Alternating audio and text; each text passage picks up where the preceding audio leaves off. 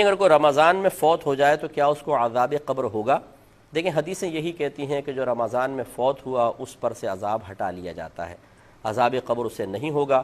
اب بعض اوقات ایسا ہوتا ہے کہ کوئی بہت زیادہ گنہگار ہیں معروف، وہ رمضان میں فوت ہو جائے تو ہمارے لوگ وہی بات کہ وہ سمجھتے ہیں کہ شاید اس کی کثرت سے گناہ کی وجہ سے، اعلانیہ گناہ کی وجہ سے اللہ تعالیٰ پر یہ ایک ایسا اثر مرتب کر چکا ہے کہ اللہ اس سے ناراض ہو چکا ہے اور اب اس کی بخشش مغفرت ہو نہیں سکتی۔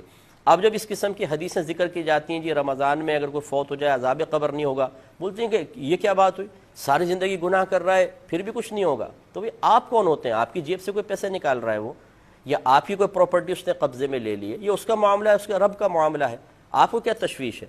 بلکہ اس طریقے سے اللہ تبارک و تعالی کی تقسیم پر اعتراض کر کے آپ گناہگار ہوں گے۔ آپ نے نیک عمل کر کے کون سا کمال کر لیا؟ یہ آپ کا کمال نہیں، یہ اللہ تبارک و تعالیٰ کا کرم ہے کہ اس نے آپ کو بے شمار گناہوں سے بچایا ہوا ہے، تو یہ ہمارا کوئی کمال نہیں ہے۔ اس طرح اس شخص نے اگر گناہ کیے ہیں تو اللہ تبارک و تعالیٰ نے اپنے عدل سے اسے نفس و شیطان کے حوالے کر دیا اور لڑنے کا موقع فراہم دیا، وہ شکست کھا گیا، اور آپ کو اللہ نے اپنے فضل سے نفس و شیطان کو مغلوب کر کے عبادات کی توفیق عطا فرمائی۔ دونوں جگہ، ایک جگہ عدل ہے ایک جگہ فضل ہے، لہٰذا ہمارا کوئی کمال نہیں ہے۔ اس لیے کسی شخص کے بارے میں آپ یہ گمان نہیں کر سکتے ہیں کہ یہ ضرور جہنم میں جائے گا، اور اگر کوئی کہے کہ نہیں حدیث کے مطابق اس کی بخشش ہو جائے گی تو آپ اعتراض کرنا شروع کر دیں کہ بھئی کیوں بخشش ہو جائے گی؟ بھئی آپ کون ہوتے ہیں کیوں کہنے والے؟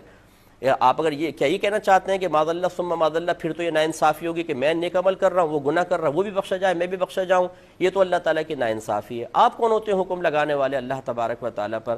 اس لیے وہ کتنا ہی گناہ گار اور پاپی ہو، ساری زندگی شرابیں پیتا رہے، ساری زندگی زنا کرتا رہے، اللہ تعالیٰ اس کے بندے کا معاملہ ہے۔ ہو سکتا ہے وہ شخص ایسی توبہ، موت سے پہلے ایسی توبہ کر چکا ہو کہ اللہ تعالیٰ اس کی سارے گناہ بخش دے، بغیر توبہ کے بھی مر گیا لیکن اللہ تبارک و تعالیٰ نے اس کو رمضان میں موت دے دی، اور کسی نے اس کے لیے دعا کر دی، اللہ تعالیٰ اس کے وسیلے سے بھی اس کو بخش سکتا ہے۔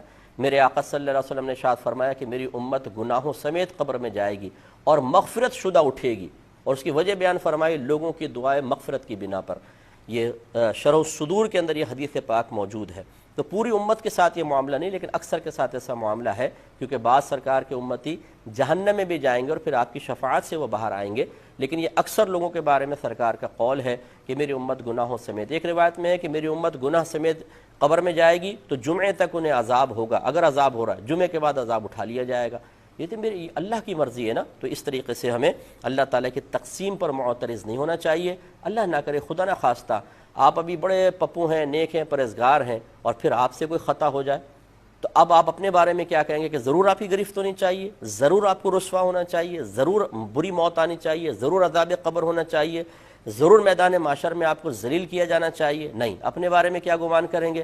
اللہ تعالیٰ بخش دے تو اس کی مہربانی ہے، تو بس یہ دوسرے کے بارے میں رکھیں، وہ ہمارا مسلمان بھائی ہے یا بہن ہے، اگر ساری زندگی گناہ بھی کرتے رہے اس نے ہمارا تو کچھ نہیں بگاڑا، نہ اللہ کا اس نے بگاڑا ہے، ہاں اپنا بگاڑا ہے۔ اب اللہ کی مرضی ہے، چاہے تو بخش دے۔